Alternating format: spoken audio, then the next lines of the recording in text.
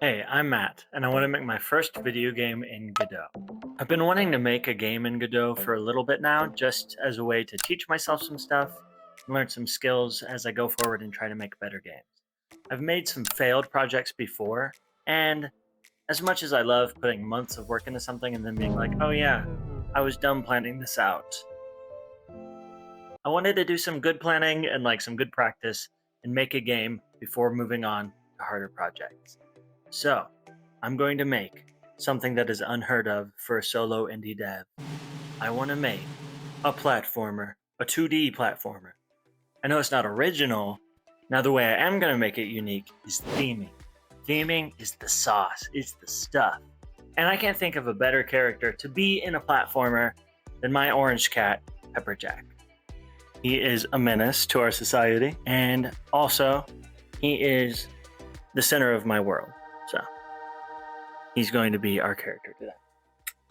First, we need to start with a character controller. So that means I need something to be able to walk around and jump, and also it needs to look like my cat Pepperjack. For art, I'm going to be using Aseprite. It is a Pixelart software. Do I have much experience in Aseprite? No. But I'm thinking I can probably make it work, and hopefully it'll look good enough. It's a practice project. So I'm going to need 4 animations to make this happen, I think. First one will be an idle animation. I want him just kind of sitting there, hanging out. He flicks his tail a lot, so I would love if we could get a flicky tail. Second, I want walking, because I mean, hey, you're walking. 3, a jump, because it's a platformer. How can you platform if you can't jump? And 4, a falling animation, because he's clumsy. He falls a lot, frequently. He's not very good at jumping. So we need it. Didn't think it was going to look that cute, but it looks pretty good. I'm so humble. Anyway, but it looks really good. And then his walking's a little janky, but you know, it's okay. I don't care enough to fix it.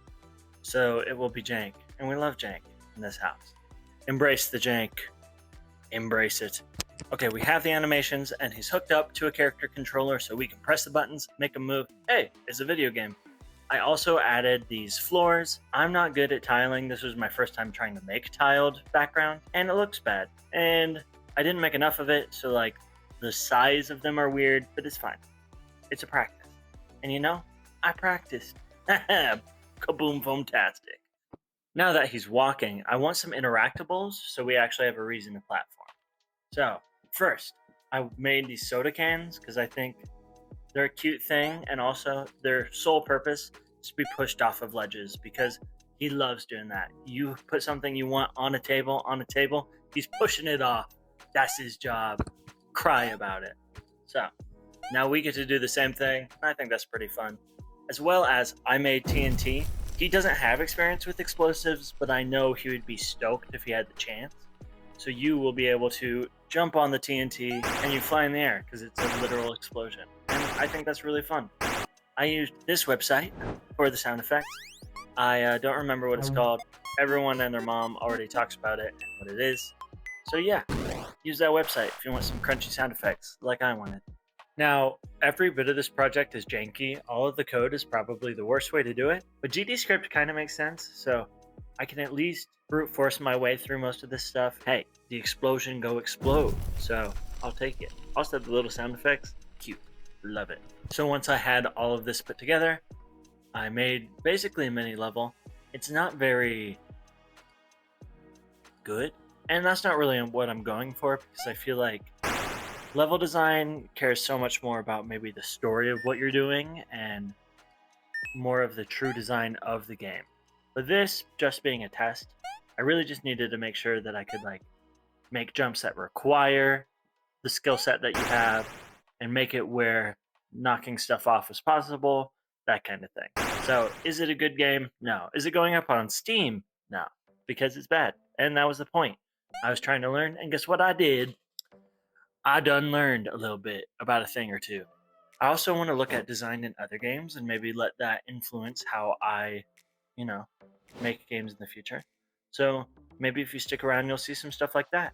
If there's any other kind of videos that you want to see, you can comment that and I'll probably read it.